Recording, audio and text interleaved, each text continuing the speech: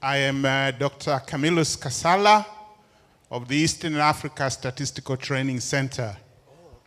I have followed Professor Lumumba's presentation. I would like to submit to us that this, what I'm going to say, will be the summary of his presentation, very short.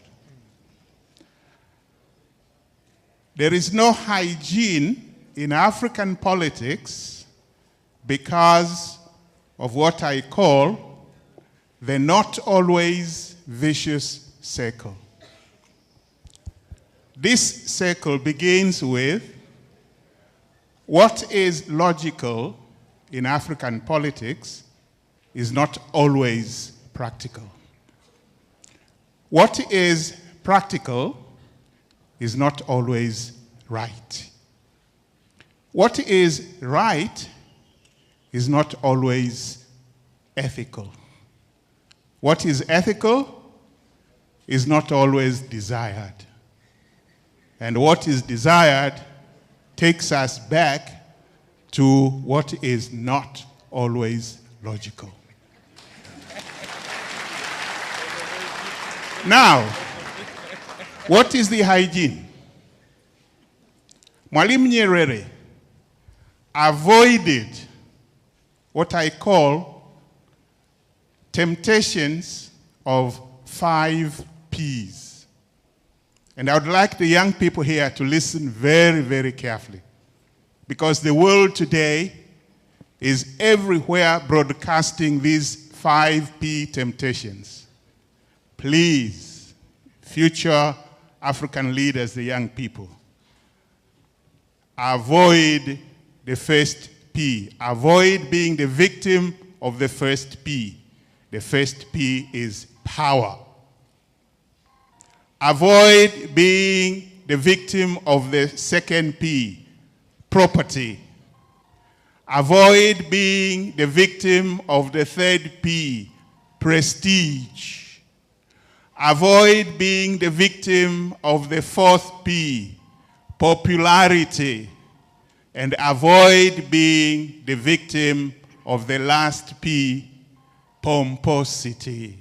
Waswahili wanaita mbwe mbwe. Mziepuke hizo zote. Asante sana. Thank you very much. Naitwa Niki wa Pili, ni msanii wa rap. Nzuri sana, lakini kwangu mimi nasema ukombozi wa Afrika hautaletwa na Mesaya, Masi.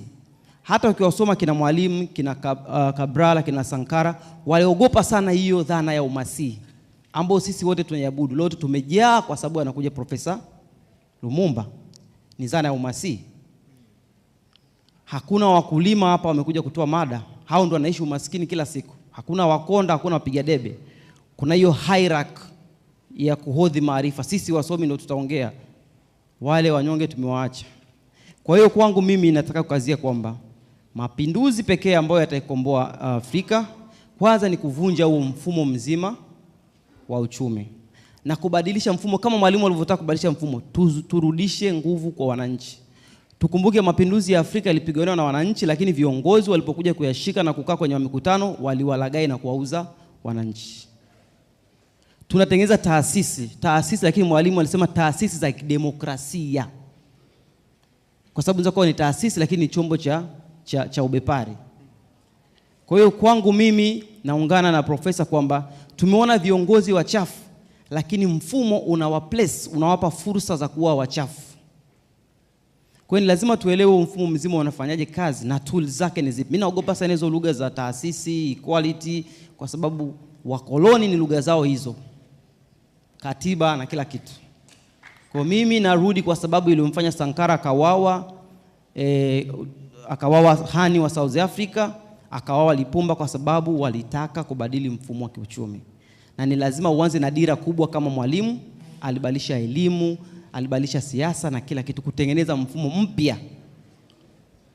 Kama ambavyo wazungu walivyotoka kwenye ukabaila kwenda kwenye ubepari, waliua mfumo mzima wa ubepari. Kwa hiyo kama tunataka turudi, lazima tuue mfumo mzima wa unyonyaji na tools zake zote. Tutengeneze mfumo mpya ndio tutaweza kutoka. Lakini hizo lugha za katiba na nini, hizo ni lugha za warasa.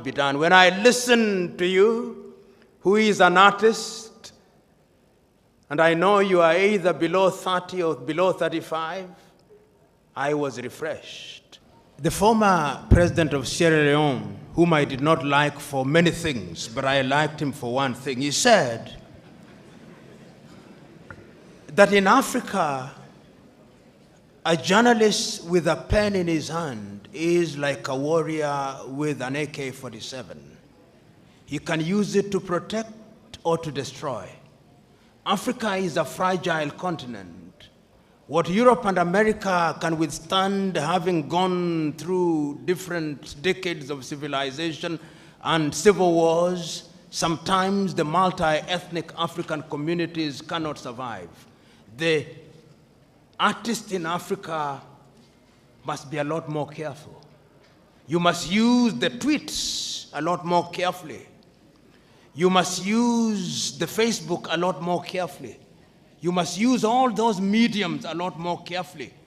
Because in recent history, we have seen the radio being used to cause genocide in Rwanda. So you, the artist, remember what Shakespeare said. Oh, you giant, or you lion, you have the powers of a giant, but use it carefully. Because he who is powerful must know how to use the power. So you African artists, you must choose what to say and what not to say. In other words, without compromising your freedom, you must choose what to say. Just like when you are reporting on our leadership. And lastly, I want to talk to young Africans. I see young Africans here. Professor Mlama, the VC, the DVC, Mzee Warioba have done their bit. This is a relay race. The question is, and I know that there are Christians here, if you look at the Bible, there is a man called Simon. When he had been told that Christ has been born, he said, now I can die, because I know Christ has been born. Can this generation say that of you? That now they can die?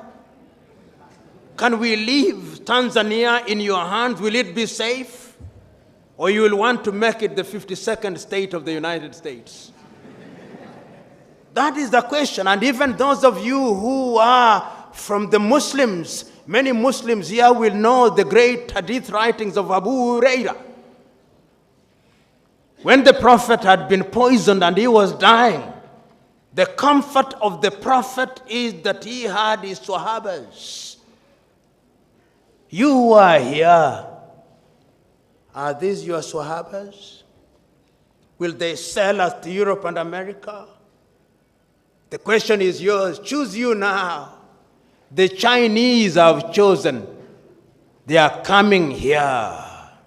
And they will be here.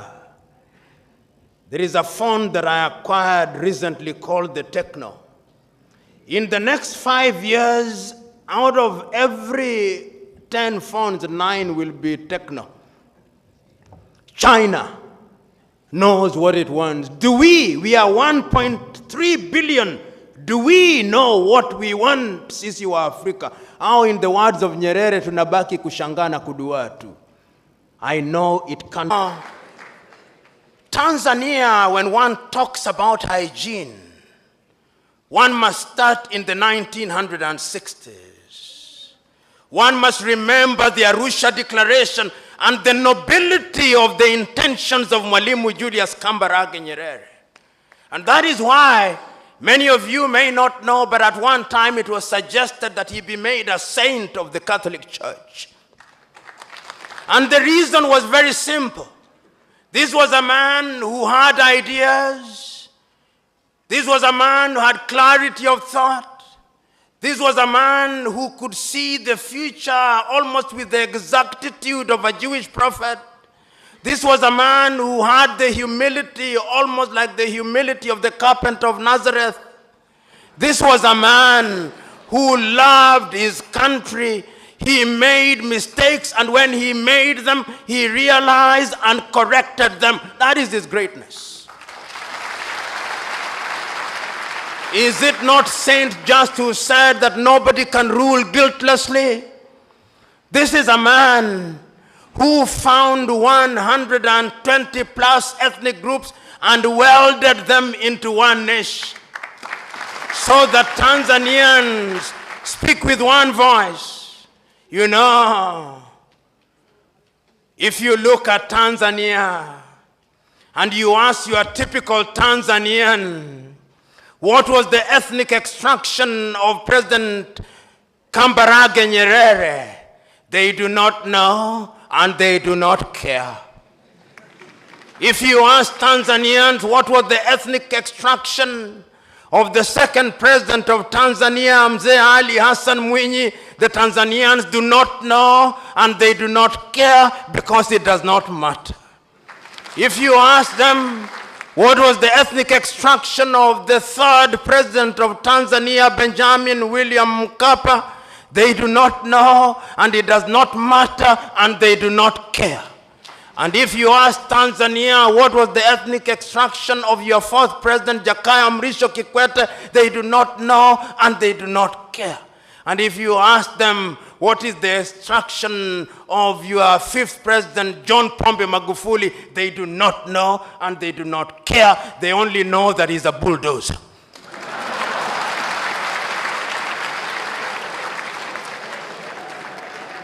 But you go to my country, Kenya, God save my country.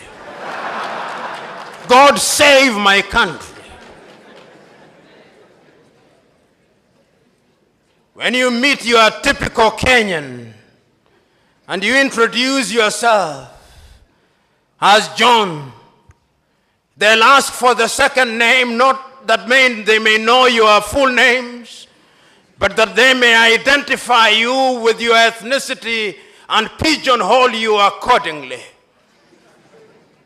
When you go into that country, which is a great country in prospect, but which is being destroyed by negative ethnicity, you ask them who the first president of Kenya was, they'll tell you it was Jomo Kenyatta and he was Kikuyu, and we care. We want our Kikuyu president. And if you ask them who was the second president, they'll tell you it was Daniel Arap Moi of the Kalenjin extraction, and we cared because it was our turn to eat. And if you ask them who was the third president, they'll tell you it is Uhuru Muigai Kenyatta, and he is a Kikuyu, and we want him to continue because we Kikuyus and we Kalenjin only feel safe when one of our own is in State House. And if you ask the opposition and you ask the leaders from my own ethnic group, the Luo of Kenya, the Luo will tell you we have been marginalized for too long. The time has come that God must smile upon us and our son must be the president. And if you ask the Luhyas, they'll say the same thing. That is the tragedy of gigantic proportions. I'm submitting to us that the country called Kenya needs political hygiene. I'm submitting to us that the country called Kenya needs to come to Tanzania here on a benchmarking tour, and that the President of the Republic of Kenya and all our parliamentarians should sit at the State House and be lectured by John Pombe Magufuli on the finer points of governance.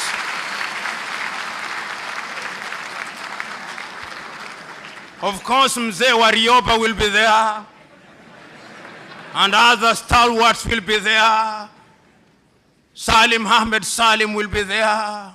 Great Tanzanians will be there.